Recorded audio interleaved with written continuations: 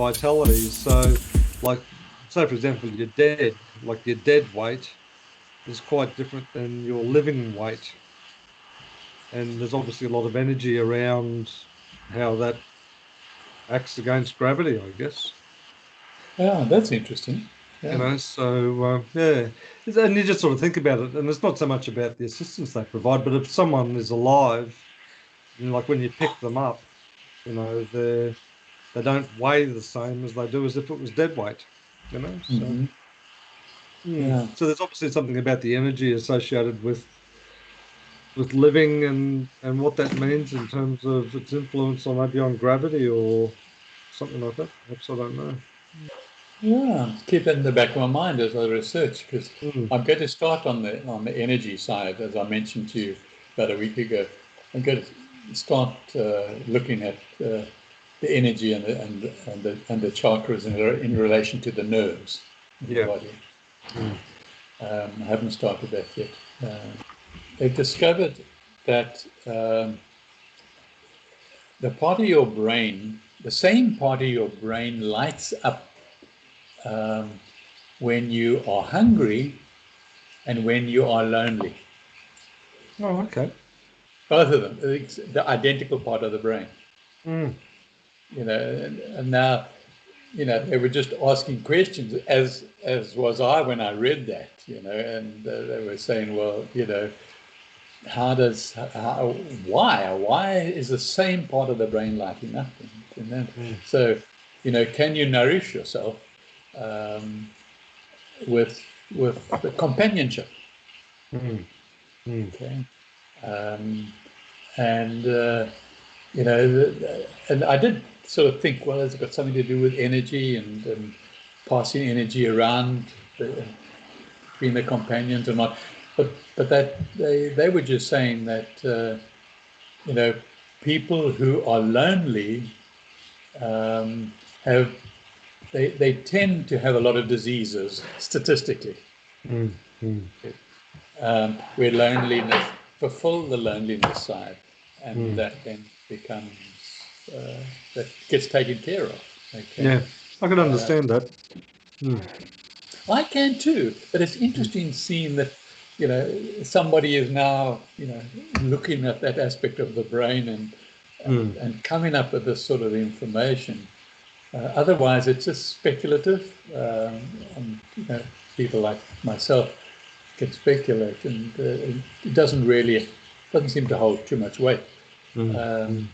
but when people record things like that, it certainly makes you think. Okay, Yeah.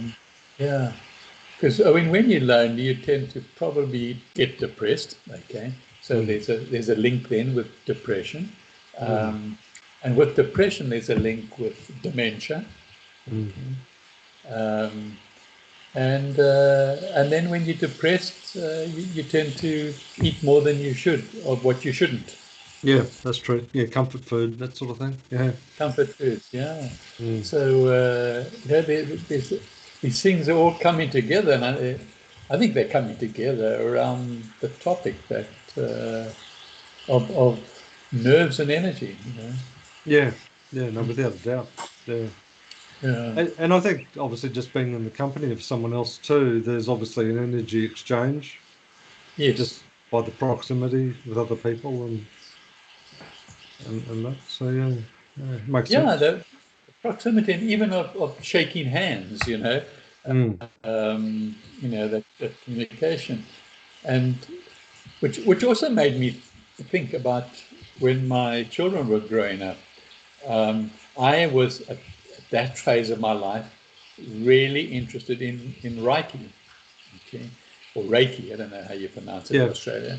yeah. Um, and I had a couple of books on it, and I used to practice on my kids, and it really, really worked. Mm. I sort of healed them without touching them. Yeah, that's right. So you don't actually touch the other Uh, person with that, do you? You sort of just hover your hands above them, I think, above isn't it? them, yeah, Yeah. yeah, that's exactly what you do, and. Mm, And they would come home from school not feeling well or something. I always send kids to bed when they're not well. Okay, mm, That's really where they need to be when they're not well. And then I would come and give them some Reiki more than once, So as someone who was practicing it, do you feel like heat or Yeah, sensations around that? your hands, you do. You Mm. feel your hands getting warm. Okay, definitely. Um, and I would imagine, I don't know, I never practiced it at that time because I was sticking to the rules, but I would imagine, it's like laying on of hands, as we hear from the biblical side of things, probably was the same thing, was the transferring of energy. Yeah. And if somebody's more spiritually connected, the more energy they're getting from higher sources. Yeah, that's right. Well, I suppose the chakras and that are probably less subject to sort of blockages or limitations of Blockages, energy yes. flow. Yeah. Yeah. Mm.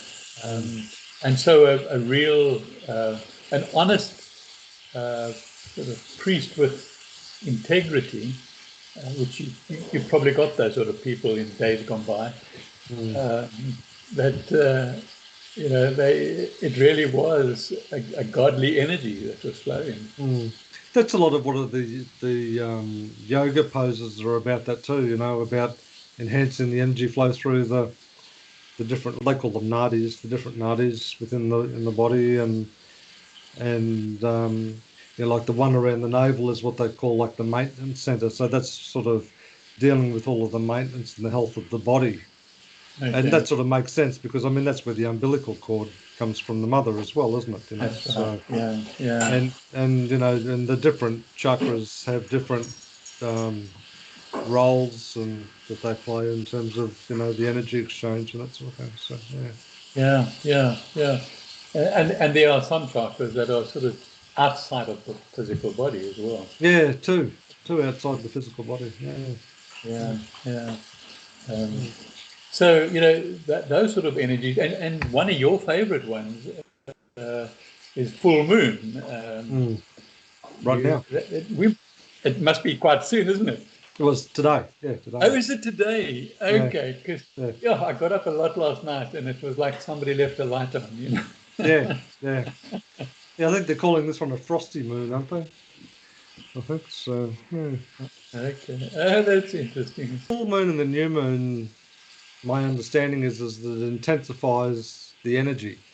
So whatever you're feeling, if you're feeling happy and blissful, it'll intensify that. But if you're feeling sad and depressed, it'll intensify that. So it's sort of like a magnifier of Yeah. of wherever you're Okay. at. So I'm feeling shitty. yeah, so if you've got the shits, it'll really lay it on thick. Yes, it is. I've never had it this bad. So I didn't know it was full moon. I knew it was full moon soon, but I Yeah, didn't know it was today. yeah, yeah, no, definitely. So what's enhanced in you today? I don't know. I've had a bit of a tough old day in terms of things just not being flow for me. Um, yeah, I mean, not that I sort of like, feel negative or anything, but it's just been one of those days where things just wouldn't be in flow, like any other day it'll just be, yeah, no, that's fine, off it goes, and. Yeah. But today it's just been like one roadblock after another all day, so. But you Yeah. can't make it mean anything. You just have to accept it for what it is and just. There's a couple of sort of key messages in it for me. Like one is that when things aren't working for you, just see it as it is. Don't sort of fall into, don't get angry or don't get frustrated or don't just like, oh, okay, you know. Yeah. Because if you do slip into that sort of frustration and anger, it's just going to get magnified. Whereas if you don't let it sort of hook you, and that's probably a good analogy, like hooks, Yeah. then like a briar bush or something like that. If you don't struggle in the briar, then you won't get further entangled. So Okay. Yeah. Makes sense.